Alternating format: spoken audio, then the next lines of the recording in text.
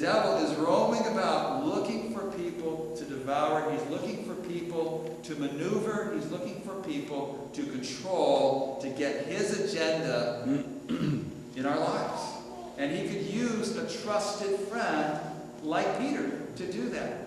You have to be alert and aware of the enemy's schemes, because he is out to try to divert you and avert you from God's purposes in your life. And so Jesus takes Peter, who is just commended with a "Blessed art thou, Peter," and he says to him, "Peter, you are an offense to me." Now, we know that Peter's gotten a revelation. He knows that Jesus is the Christ, the Son of the living God.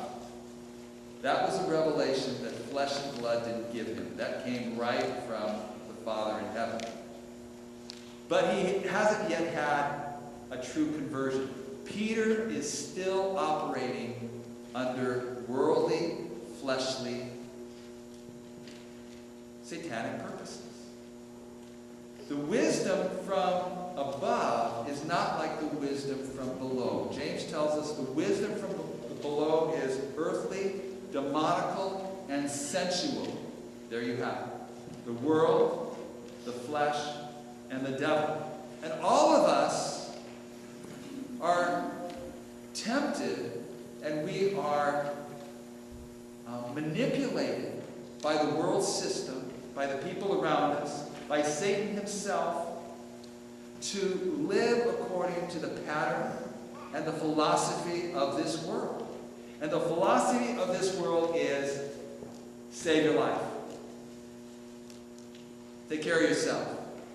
Pull yourself up by the bootstraps. Get yours. Get it while the getting's good. Make sure that people look out for you. Folks, that is simply a selfish, fleshly way of living life. It's Satan's plan for your life. Listen, I'll give you all the kingdoms. I'll give you whatever you want. I'll give you all the kingdoms of this world if you will fall down and worship me. But Scripture says, what should a man forfeit in exchange for his soul? What's worth selling your soul for? Nothing. I mean, if you could have all the wealth in the world and all the status and all of those things, would that be worth giving up eternity for? I believe the answer, you know it, and I know it, is there's nothing worth giving up your soul for. Why exchange eternity for a moment's passion and fulfillment here on this earth? And so Jesus comes with another strategy. He comes with another option in life. And his option is, if you lose your life, you will find it. So he invites us to come. He invites us to lose our lives. There's a threefold strategy here. He says, if anybody comes after me, let him deny himself, take up his cross, and follow me.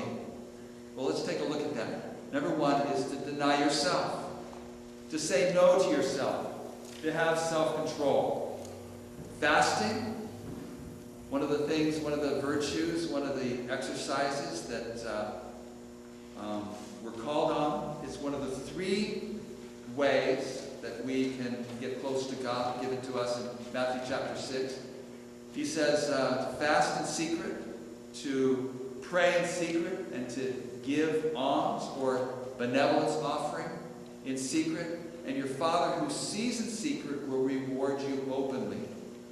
And so, denying ourselves, one of the ways to do that is to practice those three disciplines in the Christian life. This is the beginning of the year, would be a good time to renew yourself in doing the things that Jesus taught us to do. To pray in private, seek the Lord early, to give in private, and to share what you have with others, and thirdly, to fast and to seek God through saying no to yourself. Well, number 2, he calls us to take up our crosses. Notice he doesn't say take up his cross. Jesus bore your cross. He bore his cross. And that is only something that he can do. But each one of us has a cross to bear. We have suffering that if we embrace it, God will reward us. God will bless us. God will add to our lives if we are willing to suffer. So say no to ourselves, be willing to suffer, and follow Jesus. And the reality is Jesus was headed to Jerusalem to be rejected, to be falsely accused, to be crucified, buried, and to rise again. And so that is the call of a Christian. Christianity is not a lifestyle of comfort. It's not a lifestyle of having your own way. It's not a lifestyle of gaining the world. Christianity is a lifestyle of following Jesus, saying no to yourself, taking up your cross, being willing to suffer, and following him. Now you know why few are willing to do that. Because it's a price to pay. But as we're going to find out, the reward is great. Verse 25 says, whoever desires to save his life will lose it, and whoever loses his life for my sake will find it. We're not hard to go through the scriptures or to go through life and discover the lives of those who sought to save themselves and only ended up losing their life. From Naaman, who tried to build up his kingdom by destroying the Jews. He lost his life. He was hung on the very gallows that he had created for Mordecai.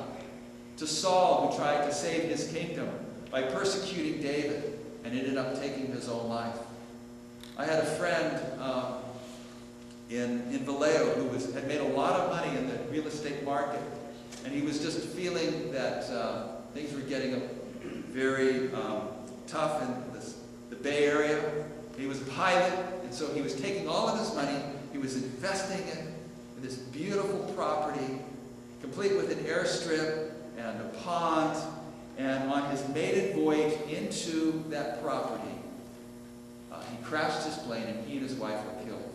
And it was just a tragedy of horrible proportions.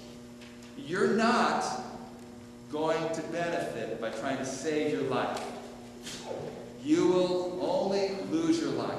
Jesus said, if you lose your life for my sake, you will find it. Verse 27 says, one day Jesus Christ is going to come, and he's going to reward each one of us according to our works. That is what we have to look forward to. Whatever you invest now, you carry through eternity in heaven. So your prayers, your fasting, your giving, your acts of love for the Lord is building up a bank account in heaven that no one can take away from you. Isn't that wonderful?